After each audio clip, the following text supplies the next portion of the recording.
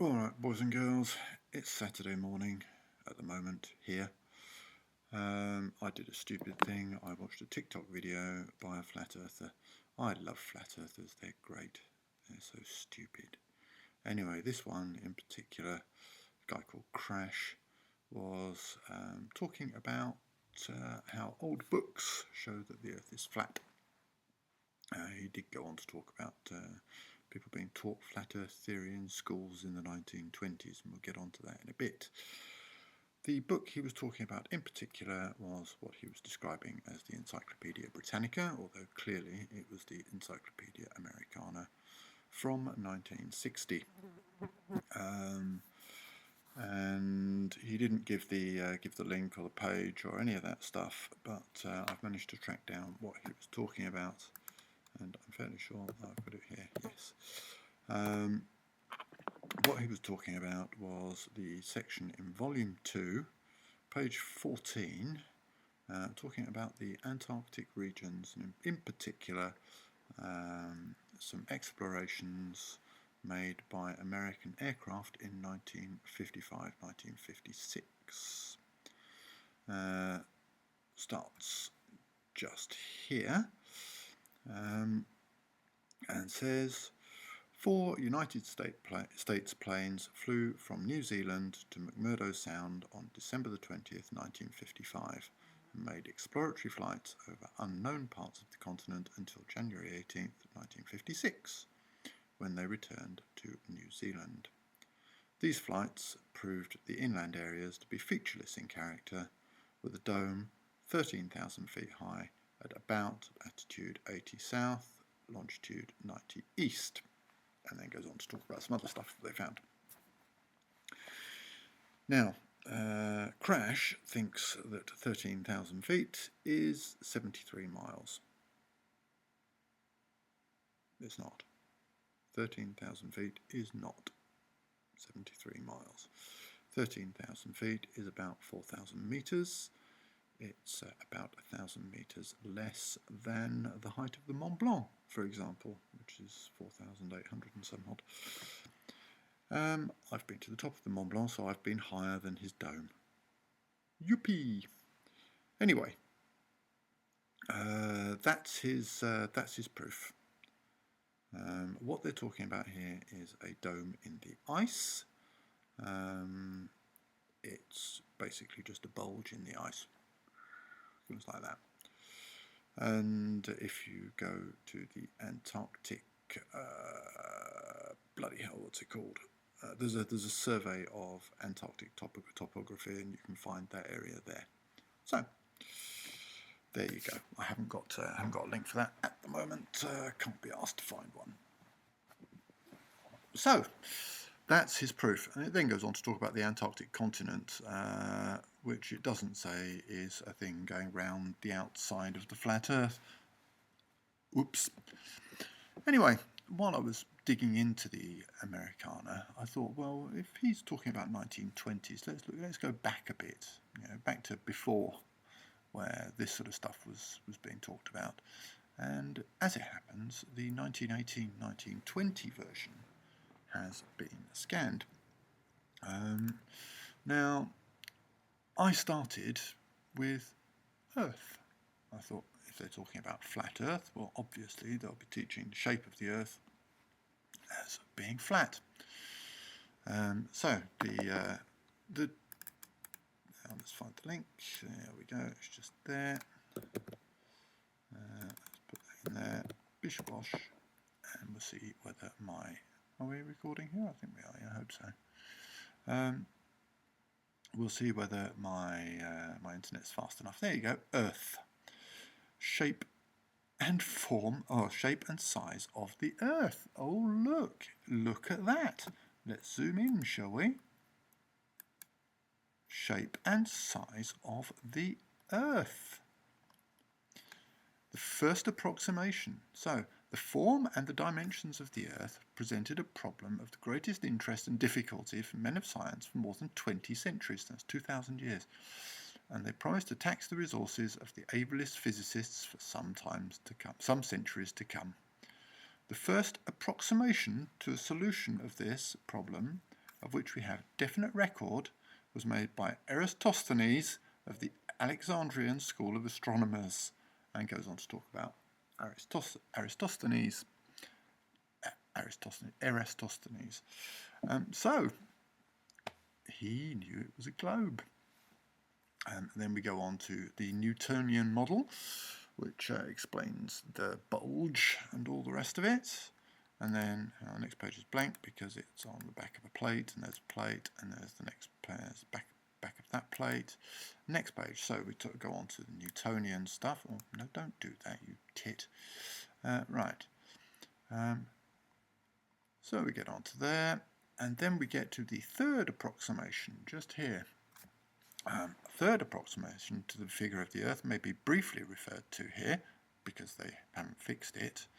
They're talking about the geoid, which doesn't coincide exactly with the Earth's spheroid, but it's the geoid. And determination of the geoid is one of the most important problems in geophysics. This is 1918. And its solution will be accomplished by means of gravimetric surveys, or measuring the acceleration of gravity at a great number of points on the Earth's surface. Oh dear! So they weren't talking about a flat Earth. So what else could we look at that flat Earthers like? Well, we might want to look at the firmament. Let's have a look at the firmament, shall we? Because we were talking about a dome over the Earth. Let's look at the firmament. Come on. Wakey, wakey, my internet. Wakey, wakey. Now, firmament. It's in the bottom of that page there. Let's zoom in. Alright, let's come down. Firmament. In ancient astronomy, the eighth heaven, or sphere, with respect to the 7 spheres of the planets which it surrounds, supposed to have 2 motions. Oh dear, that doesn't look very much like they're talking about the firmament as a real thing, does it? And look, there you go, according to Copernicus. There you go, the fixtures. The firmament. Oh dear, they weren't talking about the firmament, were they? Oh well, never mind. Dome, well, dome just talks about architectural stuff. In fact, it links to stuff that talks about architectural stuff, so I won't bother with that, but I'll give you a link at the bottom. You can get through all of this stuff. Right, let's have a look at the atmosphere, shall we? Now, the atmosphere, there's a 3-page section on the atmosphere, which is quite big. But there's an interesting bit here. If we can get my internet to wake up again.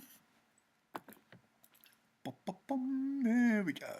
Let's zoom in, because we'll like this. You'll like this one. Now then. If we... Oh, no, don't do that, Simon, you idiot.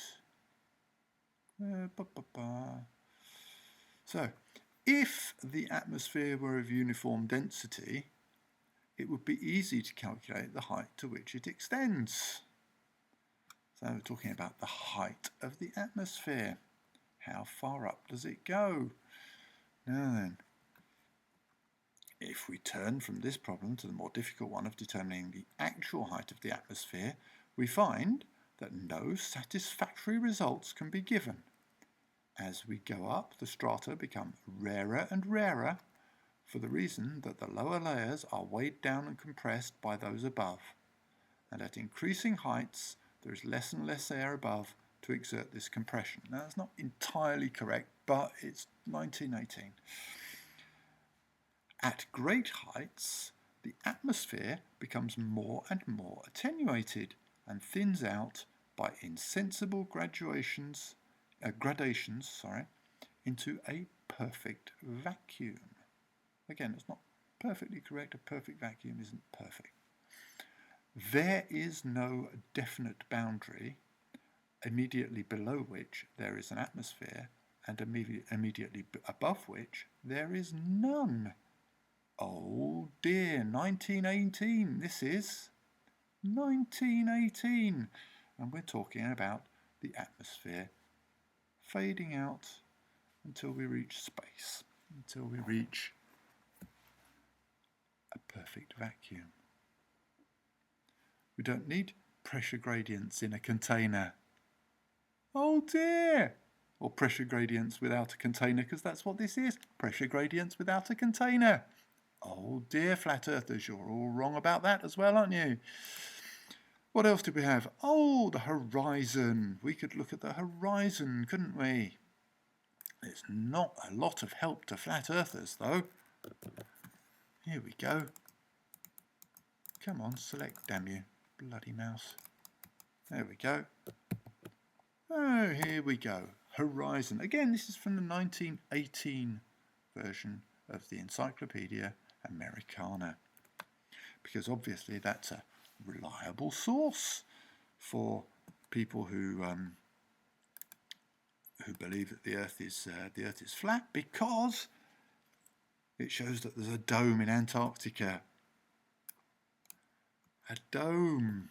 Who'd believe it, eh? Horizon. There we go. In its most familiar sense, the horizon is the line or circle around the Earth, where Earth and sky seem to meet. So there you go. But in astronomy, it's defined by a plane at right angles to the direction of gravity, extending out indefinitely on all sides and called the plane of the horizon. Now, that gives you the astronomical horizon, and what you've got here is a nice little diagram. That's the astronomical horizon. The tangent to the Earth, and there is the actual horizon. And look at this. Owing to the rotundity of the Earth, the sea horizon is lower than this astronomical horizon, and the angular distance between them is called the dip of the horizon. The higher the observer is above the ocean, the greater the dip. Gosh! Goes talking about how that all works, how artificial horizons work. But yeah, the Earth's not flat, lads. It was done as a joke in the early internet, early starts of the internet, back in the tail end of the 80s and the 90s. Anybody who is telling you that the Earth is flat is either lying to you or is very, very stupid. I think that Crash is very, very stupid. But, he may just be a liar. Anyway, I've got other shit to do. It's Saturday morning. I'll catch you later. Bye.